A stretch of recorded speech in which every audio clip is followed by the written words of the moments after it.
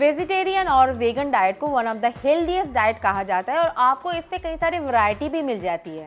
It's also said अगर आप vegetarian या वेगन डाइट को फॉलो करते हैं तो आपकी हार्ट डिजीज एंड ओबेसिटी जैसी बीमारियों का भी रिस्क काफ़ी कम हो जाता है। बट इतने इफेक्टिव होने के बाद भी वेजिटेरियन डाइट के भी अपने फ्लॉज है जो आपको इग्नोर नहीं करना चाहिए। देखा गया है वेजिटेरियन डाइट में बहुत सारे न्यूट्रिएंट्स लो अमाउंट में मिलता है या फिर वो बिल्कुल ही एब्सेंट होता है, जिसके वजह से आपको उनके रिप्लेसमेंट में सप्लीमेंट इंटेक करना पड़ता है। आज हम इस वीडियो में यही देखेंगे कि एक वेगन या वेजिटेरियन डाइट में हम कौन कौन से न्यूट्रिएंट्स को मिस कर जाते हैं। हाय, मैं हूं शिल्पी और आप देख रहे हैं आपका चैनल हेल्दी वाइन और आज का हमारा जो टॉपिक है न्यूट्रिशनल डेफिशिएंसी ऑफ वेगन और वेजिटेरियन डाइट।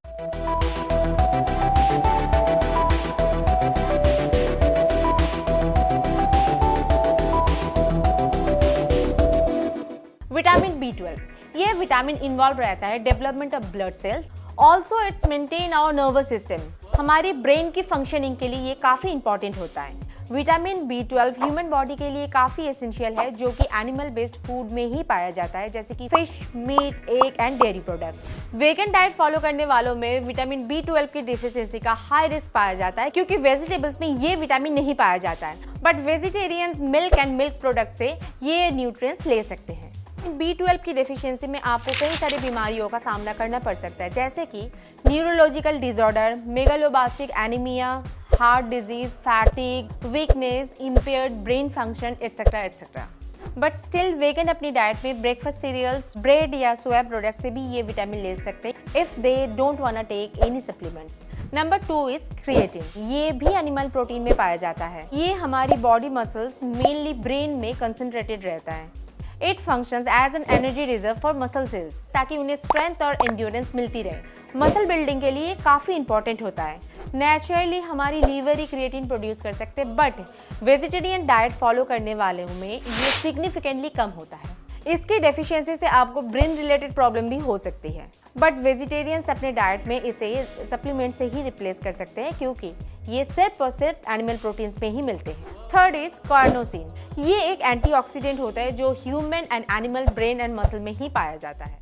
मसल्स की बेटर फंक्शनिंग के लिए काफ़ी इंपॉर्टेंट होता है। मसल में अगर इसके लेवल प्रॉपर रहता है तो मसल का जो फैटिक है वो रिड्यूस हो जाता है एंड प्रॉपरली फंक्शन करना शुरू कर देता है। कार्नोसाइन सिर्फ एनिमल बेस्ड फूड से ही पाया जा सकता है, बट आपकी body amino acid, हिस्टाडीन and beta alanine से भी खुद प्रोड्यूस कर सकते हैं और इसीलिए ये एक वेजिटेरियंस के मसल में एक नॉन वेजिटेरियंस के मसल के कंपैरिजन बहुत कम रहता है। Fourth is cholecalciferol. Vitamin D भी बॉडी के लिए बहुत ज़्यादा इंपॉर्टेंट होता है एंड मोस्ट इम्पॉर्टेंटली आपको ये बिना किसी डाइट की डायरेक्ट सनलाइट से भी मिल जाता है। हमारे स्किन विटामिन डी को सनलाइट के एक्सपोजर में ऑटोमेटिकली प्रोड्यूस करता है, लेकिन अगर आपका सनलाइट एक्सपोजर लिमिटेड है तो आपको इसका सप्लीमेंट्स लेना पड़ेगा अलग से। There are 2 types of dietary vitamin. One of vitamin D ergocalciferol which is found in plant and cholecalciferol D3 that is found in animal foods। D3 D2 के comparison में ज़्यादा अच्छे से ब्लड में एब्जॉर्ब हो जाता है। D3 एनिमल बेस्ड होता है, mainly fish, cod liver oil, eggs, milk या फिर सीरियल्स पे मिलता है। इसकी डेफिशिएंसी से osteoporosis, cancer, heart disease, multiple sclerosis, depression, improper brain functioning या फिर ओल्डर एडल्ट्स में स्ट्रेंथ की कमी आ सकती है। Fifth is DHA। ये एक ओमेगा 3 फैटी एसिड है which is important for normal functioning and development of brain। इसकी डेफिशिएंसी से मेंटल हेल्थ और ब्रेन की फंक्शनिंग में काफ़ी इफेक्ट आ सकता है, specially children and pregnant women.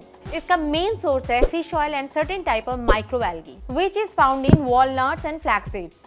लेकिन माइक्रोएल्गी का DHA में कन्वर्सेशन काफ़ी कम होता है, इसीलिए एक वेजिटेरियंस डाइट में हमेशा इसकी कमी पाया जाता है। वेगन चाहे तो ये फैटी एसिड सप्लीमेंट के फॉर्म में ले सकते हैं, लाइक एल्गल ऑयल जो कि माइक्रोएल्गी से बनाया जाता है। Sixth is haem iron. ये आयरन का ही एक टाइप होता है जो कि मीट में पाया जाता है, स्पेशली रेड मीट में। ऑल्सो नॉन हेम आयरन की कंपैरिजन में ये बहुत ही अच्छे से एब्जॉर्ब हो जाता है, which is found in plant foods.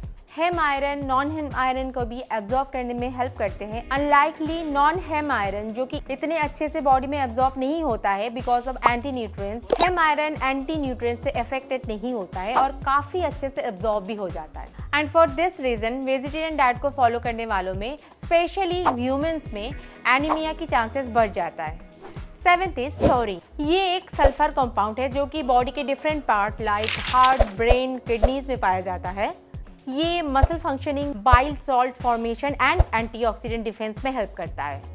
Taurine सिर्फ और सिर्फ एनिमल बेस्ड फूड में ही पाया जाता है like fish, seafood, meat, egg and dairy products. एक स्टडीज में पता चला है कि वेजिटेरियंस में या वेगन्स में इस पर्टिकुलर न्यूट्रिएंट्स की कमी बहुत ज़्यादा होती है। टॉरिन का काफ़ी स्मॉल अमाउंट बॉडी खुद प्रोड्यूस करता है, इसीलिए इसे एसेंशियल न्यूट्रिएंट्स में नहीं पाया जाता है। लेकिन टॉरिन लेवल को मेंटेन करने के लिए बॉडी में डाइटरी टॉरिन लेना बहुत ज़्यादा एसेंशियल है।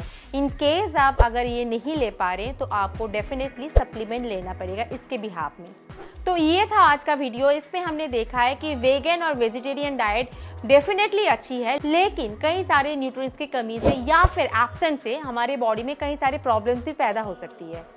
होपफुली आप सबको ये वीडियो अच्छा लगा होगा। किसी को अगर इस बारे में कोई क्वेरीज है तो डेफिनेटली मुझे कमेंट सेक्शन में कमेंट कर सकते हैं। मिलते हैं हमारे नेक्स्ट वीडियो में किसी नए टॉपिक के साथ। तब तक के लिए stay healthy, stay fit, stay happy.